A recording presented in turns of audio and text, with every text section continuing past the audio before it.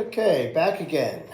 So, I said on the last video that I was going to try and get the smoke unit to work today on the next video.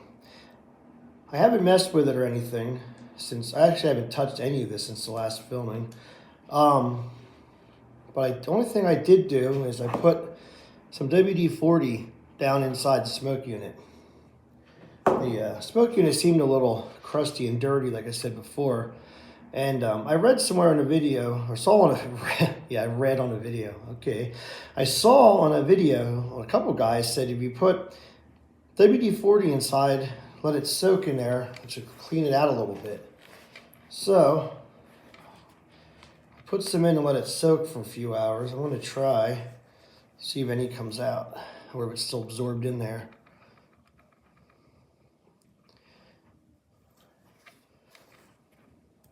Well, nothing's coming out, so it may have just still be absorbed into the wick. So, what we're going to do, getting dirty here, roll up the sleeves. What we're going to do, we're going to try to give it some juice here. We're going to try to give it some juice, let it heat up, and I'm going to try the chuff, get any smoke, see if it even works. If it doesn't work, well then, I'm going to still post a video, because it's a video and people seem to love fail videos. So, while I'm getting that ready, I'm going to take a little liquid steam here. And I just, wow, probably put too much in there. Or it's full of crap and something's holding it up. I don't know why I just did that, but anyway, so I'll let that soak a minute. Then I'm going to hook up my controller here. I'm going to put this on this one, this on this one. So now if my way of thinking is correct, which it often isn't, this should give it juice as it normally gets juice. I can turn it up, make sure these are not touching. Don't need a spark show here. So, I'll plug it in.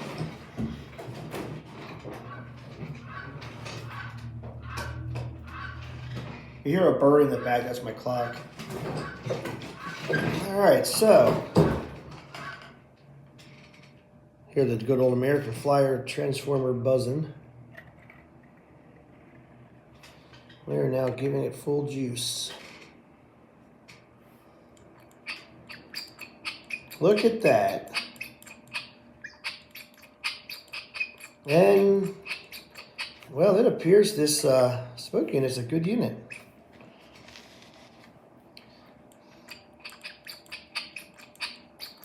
Look at that. I think she's going to be a good smoker.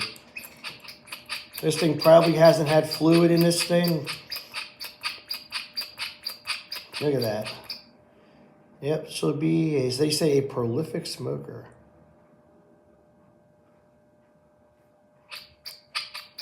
That is good. Now, I know I do not need to rebuild the smoke unit, which is a plus. Ah, smell of vanilla. I like the JT Mega Smokes, Mega Steam. That's what I use. I prefer the non-scented. I like the smell of the non-scented better for some reason. It just gives me a, I don't know. I just like the smell of the non-scented.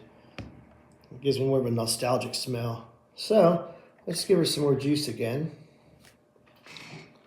Also smell a little of the WD-40 that's in there.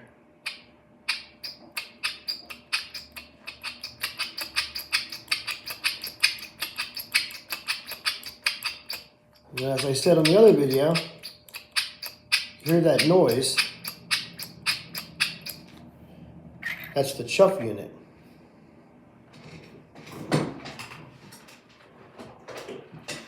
But I'll just reiterate again what the chuff unit is. 1940s technology, actually came out early 40s, I think. they mastered this style post-war. This was the post-war style unit. Very ingenious. Little little gear hooks up to the drive. It's a little plunger in here, a pinhole. As the train goes around, in time with the side valves, it moves this around with a little plunger, and the smoke that gets heated up with a wick that goes around it's like a metal wire. This is one end, that's the other end, and it wraps around a wick, almost like a tiki torch wick, and that heats up. And once it heats up with your smoke oil in there, it puffs through. So.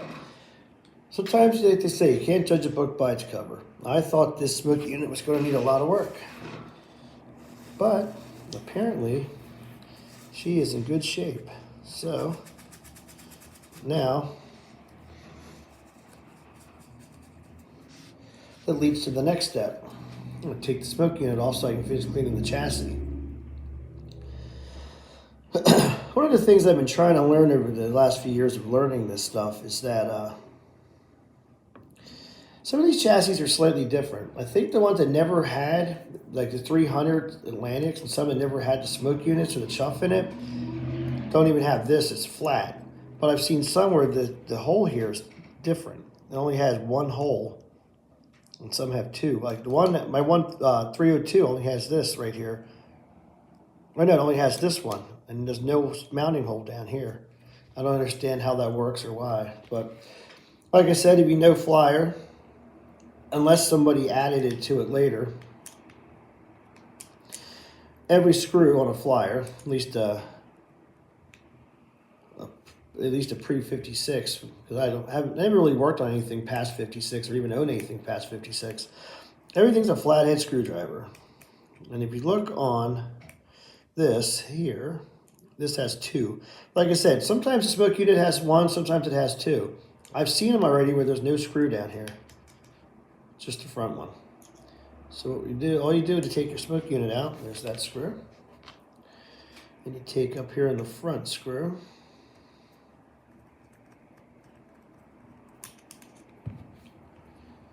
Take this screw out.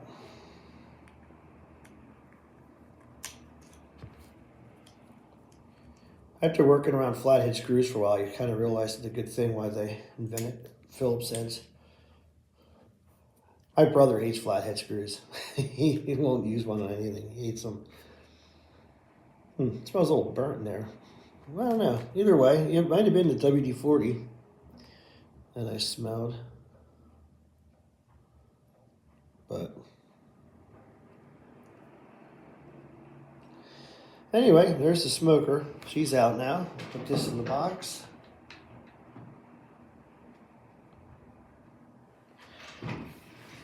Take these screws. Little trick, not just for Flyer, but for anything in general. If you're working on something and you're taking screws apart, you're taking something apart, if you can, if it's feasible, put the screws back in place. And then you don't forget where they go and you don't lose them. So, actually, here's the plunger. This one appears to be like a plastic. Some were metal, some were like a plastic, some were even more like a rubber. Like a rubberish compound. I don't know if anyone works best or, I don't know. So you can hear it chuffing away. So, next step. If I had my wrench here, I would take this off a while. This is going to come off. Side gear's coming off. Actually, I can do that right now. So while I'm at it, while we're talking about these here, I said about the WD-40 I saw used for cleaning them out. I posted on a Facebook group a while back about different things for what people prefer for using smoke in their units. A couple of guys said they use WD-40. That's all they run for their smoke. So of course, you will always have the people who say it's the best thing in the world, and the other people will say it's the worst thing in the world. So I don't know. Some people even say it'll catch fire, but there's some guys who One guy commented and he said that his grandfather ran a hobby shop, and back in the 50s or 60s, that's all they ran in their engines on display was WD-40 for the smoke unit. So, I don't know. If you have any ideas, just leave it in the comments. What do you think about it? So, that's going to go over here and find my screwdriver, other screwdriver. 1 second here.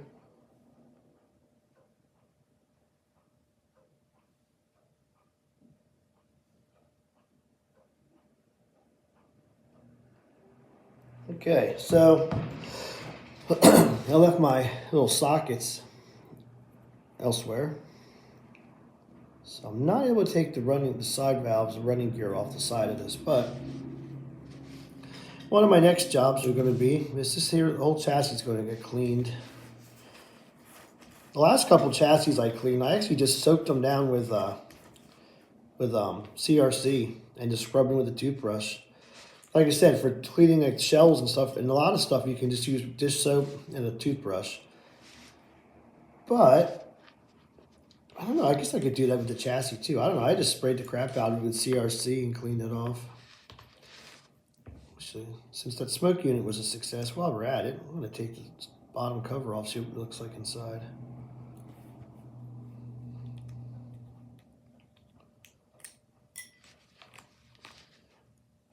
I've seen many videos how to take drivers off and change your drive wheels around, but I've never seen anybody show how to take out or replace the gear in the middle. There's got to be some trick to that. Also, I noticed on every one of my engines I service or try to work on, I take it out in here, a lot of the grease that's in here all has this yellowish, greenish, crusty look. Like, it all has the same look to it. I don't know. I was told a lot of guys used to run Vaseline, so maybe that's just old Vaseline caked up in here. But this one appears to be pretty good. The gear looks in good shape. It's not all that dirty. You see what I mean? That's what it all seems to look like. It's kind of gross. But besides the exterior of this engine looking pretty beat up and pretty dirty,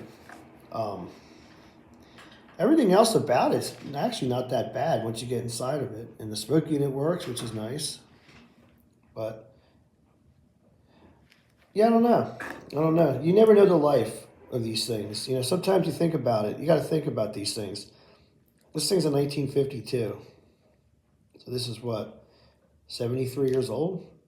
Think of the life this thing has seen. Think of the Christmas mornings and the kids playing with it or whatever. And this thing's been around. This thing's been through a couple, things have been around.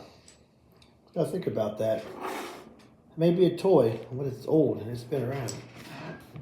So, I think the next video, I might take that apart, take the side rods off of it, take the gear out.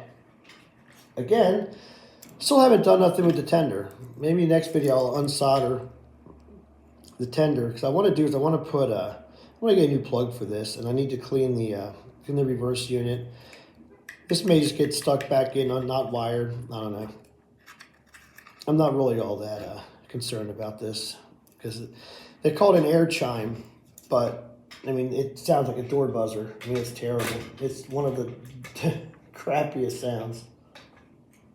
So, all right. So, well, now we know the smoke unit works, and it's out, and I'm gonna just clean it externally, and maybe I'll be back with another video this week, or some real train stuff, full-size trains, or some live steam stuff.